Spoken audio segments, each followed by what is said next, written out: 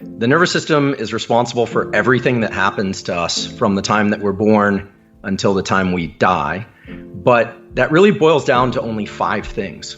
The nervous system has the responsibility of sensation. We have these so-called receptors in the eyes and the ears and the nose and the mouth, on the skin, that take physical entities in the universe that are real, fixed, non-negotiable things. It's like a window or a spotlight that's very much linked to attention. Okay, so we've got sensation, perception, feelings, and then there are thoughts, which really have a lot to do with what we're perceiving and the way we're organizing those perceptions, what they mean. And generally that's put into the context of what we already know, or memories. And then the 5th thing is behaviors or actions. They're the actions that you generate reflexively, like your breathing and your heart rate right now are largely reflexive, or you could decide control of your respiration and make it voluntary, right? And not just reflexive. So those 5 things, sensations, perceptions, feelings, thoughts, and actions, really encompass all of our life experience. And that's from the very mundane of getting up in the morning and brushing your teeth to the most awe-inspiring, goal-motivated, pinnacle moments of your life. Everything about life experience is an abstraction. And the brain has a language. It's creating an abstract representation of everything that's out there in the world. Everything. Every circuit in the brain has a push and a pull. So we have a reward system for viewing light at the particular times of day, which are morning and evening and during the day, and avoiding bright lights in the middle of the night. But there's a punishment signal, literally, a chemical punishment signal, whereby dopamine, which is this feel-good molecule that's essential for things like growth mindset and pursuit of goals and well-being of all sorts, is suppressed when human beings or animals view bright light in the middle of this dark phase of their circadian cycle, which is between 11 p.m. and 4 a.m. approximately. And so nature does this. It creates rewards for doing the right things that move you in the direction of general adaptation and wellness, and it punishes you. Mother Nature is kind of a double-edged sword. She's very benevolent when she wants to be, but if you don't obey her rules, she punishes you too. And so you have circuits in the brain that are pro-depressive. And this light viewing from 10 p.m. to 4 a.m. kicks off a pro-depressive circuit. Growth mindset, in its purest form, is the attachment of these reward systems to the effort process, to the friction process, and not just to obtaining a reward.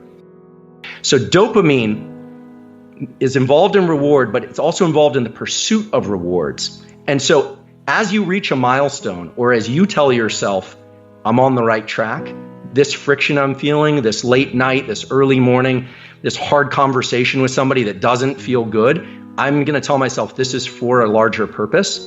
And when you start releasing dopamine to those kinds of things, there's essentially no limit on the number of things you can do or the energy to do them. When we're in effort, we're always secreting adrenaline. We're always in pursuit, and it's draining, it's tiring. Dopamine has this beautiful capacity to buffer adrenaline. It's not about attaching your sense of reward to the ultimate goal. It's about attaching your sense of reward to the fact that you're making action steps that are generally in the right direction. The more you can reward the effort process, the better off you are at building these kinds of neural circuits and these kind of tendencies to be able to lean into anything challenging over essentially any duration. You say, well, then how do I get this dopamine to work for me? What is this process really about? And how would somebody implement these dopamine and epinephrine type neurochemical events in their own life? Well, the key thing is not just to go through the actions, but when you hit each one of those self-designated milestones, the milestones that you're setting out for yourself, you have to pause for a moment and tell yourself, I'm heading in the right direction. I haven't run the marathon yet, but this is the foundation upon which I'm going to lay another foundation, upon which I'm going to lay another foundation. And those little pulses of dopamine allow you to get that action step without the depletion that it would normally bring. If you can move the horizon to something you know you can complete and you reward that, you essentially are where you were before. You're just as strong, if not stronger, but you're heading in the direction you need to go. You're not spending out anything. And it feels a little weird because none of us like to reward things that aren't external, but the ability to control these internal reward schedules is everything.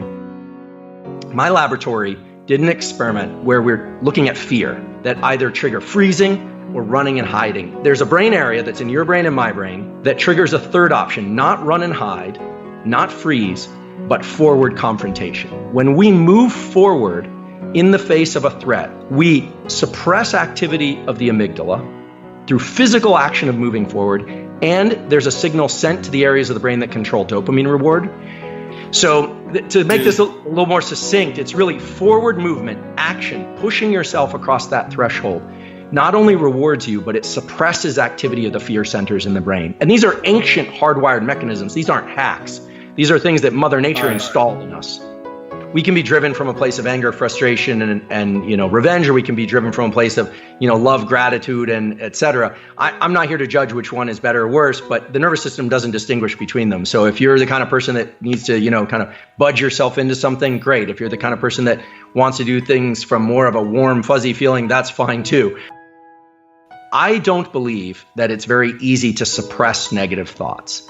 However, when you realize that thoughts can be deliberately introduced, you can start replacing negative thoughts with new types of thoughts. So you can always add something in. But when people start to realize that thoughts are very much like physical actions, I want to remind myself that my thoughts and my actions are essentially the same. The nervous system can organize thoughts, but I'm going to introduce a thought which is, I made it through today. I made it through today, and that's actually worth celebrating at a micro level. You start rewarding incremental steps. Don't spend so much time trying to suppress negative thoughts. But if you have negative thoughts, just remember, I can also introduce positive thoughts. The same way I can control running around the block. Positive thoughts are the equivalent of forward physical action. And if you reward them internally, you buffer yourself against the quitting circuit. You are building a stronger version of yourself completely between your own ears. You can push through days and weeks of effort consistently. I don't mean necessarily all-nighters, but you can push and push and push. Learning to control these rewards is absolutely key. The huge wins are great, but it's really about rewarding these increments so you can keep going another 30, another 40 years, 50 years, 100 years.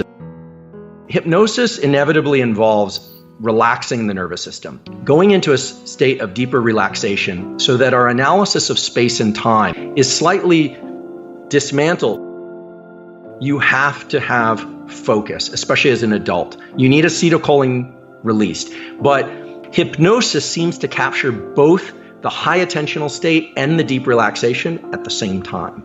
It's this very unusual state of mind where you're neither asleep nor awake and in tight focus or narrow focus.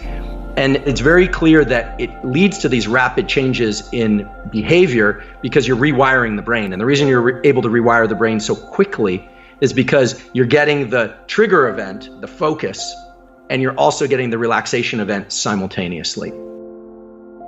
But one thing that's absolutely concrete is breathing. I always think of physical exercise, movement, writing, whatever, singing, dancing, talking. Those are physical actions in the universe. Then you have thoughts, and somewhere in between those is controlling your respiration. Once you can control everything that's within the confines of your skull and skin, once you can really control that relationship, that brain-body relationship, you start to realize that relationship is a lot like any other relationship to forward action. It's just all happening within the confines of my body. So it's heightened states of focus followed by states of relaxation that are going to prime your nervous system for learning and plasticity, just like hypnosis. I think the fundamental step that everybody should be taking every day for many aspects of their health, mental, physical, digestive, immune, all of that, is to get 2 to 10 minutes of bright light first thing in the morning on waking. Ideally, it's sunlight. You could do it through a window, but just getting bright light exposure first thing in the morning organizes the nervous system and the rest of the organs of the body in such a powerful way. If you do that most days, you're setting yourself on the path to do all the other sorts of things correctly, and your biology will thank you for it.